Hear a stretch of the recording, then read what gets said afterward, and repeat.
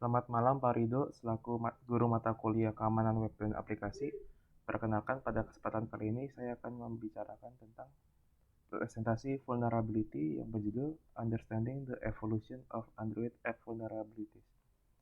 Nama saya sendiri Christopher Benedict dengan NRP 0531 184 05 kali 24. Oke, selanjutnya. Dahuluan. Jadi, setelah kita tahu, perangkat lunak seluruh telah melampaui desktop tradisional perangkat lunak untuk mendukung warga sekarang dalam jumlah kegiatan yang terus-menerus, termasuk untuk bersantai, juga bisa yang komunikasi, internet, atau perdagangan yang sekarang dipakai melalui WA. Dalam ekosistem ini, platform yang paling populer dan paling banyak digunakan tidak diragukan lagi adalah sistem Android. Dengan memperdayakan lebih dari 2 miliar aktif bulanan pengguna dan berkontribusi pada lebih dari 3 juta aplikasi seluler. Ada juga sistem iPhone, tapi tetap lebih banyak di Android. Namun dari sudut pandang keamanan, Android Stack telah ditunjukkan sebagai cacat dalam berbagai penelitian. Di antara berbagai masalah, model izinnya telah banyak dikritik karena meningkatkan permukaan serangan. Kompleksitas dari sistem penyampaian pesan menyebabkan berbagai kerentanan di aplikasi pihak ketiga, yang memungkinkan untuk kebocoran, kemampuan, atau serangan pembacaan komponen. Selain itu, kurangnya indikator yang terlihat untuk dalam aman koneksi antara aplikasi dan internet mengekspos pengguna komunikasi untuk serangan man in the middle, atau bisa disebut MITM. Maka, terdapatnya 3 alat deteksi mutakhir yang berupa open source dan digunakan secara aktif, yaitu ada FlowDroid, Androbox, dan IC3. FlowDroid dalam literatur di Android, FlowDroid telah memaksakan dirinya sebagai kerangka kerja bereputasi tinggi untuk analisis nada statis. Ini telah digunakan dalam beberapa karya atau melacak aliran data sensitif yang dapat dikaitkan dengan kebocoran data pribadi.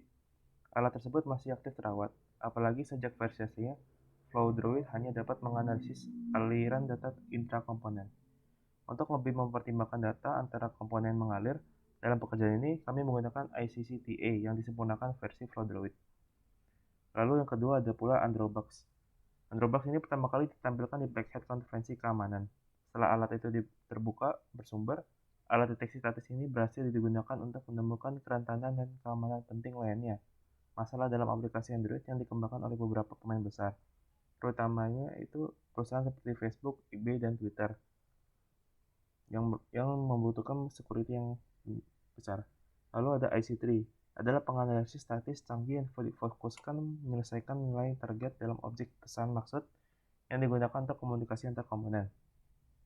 Antara lain alatnya yaitu dipertahankan di Penn State University, dapat digunakan untuk melacak penerimaan intent yang tidak sah, intent spotting, serangan, dan lain-lain.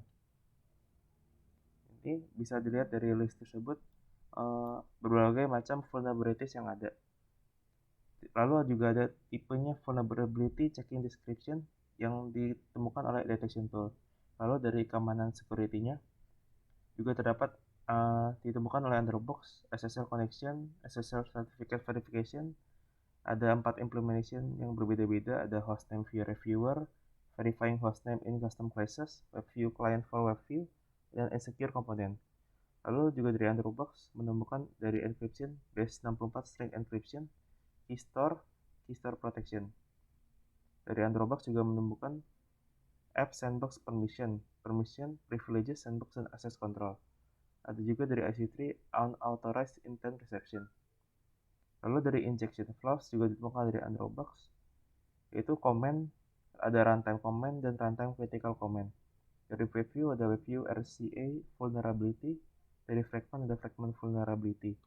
Lalu yang terakhir dari data dan communication handling, dari IC3 ditemukan intent spoofing, dan dari FlowDroid itu yang terakhir adalah sensitive data flow. Lalu bisa juga dilihat perkembangan vulnerabilitas di Android sendiri.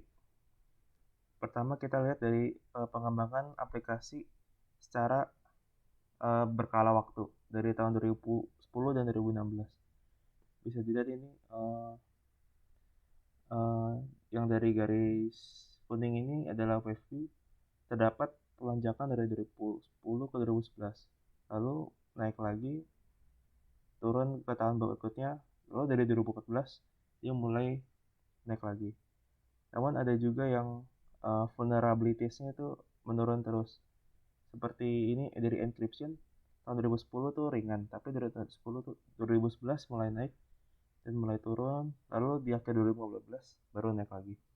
Dan ada pula yang cukup stabil seperti yang garis biru ini adalah SSL security, yang garis merah ada leak, garis ungu adalah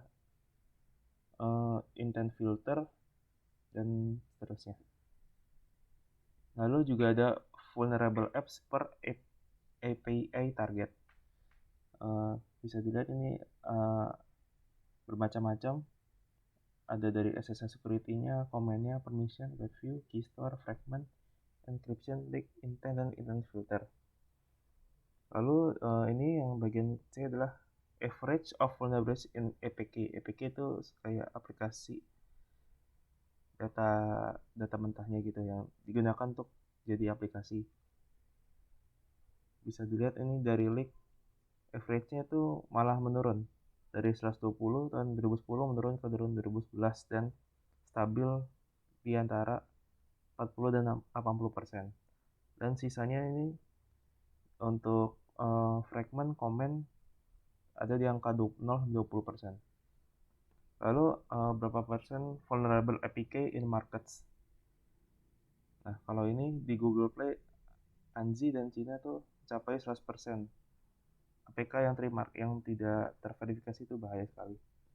Lalu APK dengan comment vulnerability di market ada pula Google Play. Google Play ini terkenal aman. Jadi pertama mungkin tahun 2010 tuh besar, tapi tahun berikutnya itu standar di bawah 25%. Sedangkan aplikasi Anzi dan App China itu tidak stabil. Kalau di Anzi ini 2 tahun pertama dia menurun, tapi 4 tahun berikutnya naik. Begitu pula dengan App China. Dia malah naik terus-menerus dengan tidak stabilnya keamanan sistem sehingga bisa masuk vulnerabilitas. Lalu juga ini berapa persen keystore vulnerability di market. Bisa dilihat kalau Anji ini pertama bahaya lalu turun lalu naik lagi. Kalau App China seperti sebelumnya naik terus keystore vulnerability-nya. Sedangkan Google Play Store dengan keamanan yang cukup tinggi stabil di angka 25%. Sekian ada presentasi vulnerabilities dari saya, Christopher Benedict. Terima kasih banyak atas perhatiannya. Bila ada kesalahan kata, mohon maaf. Selamat malam Pak Rido.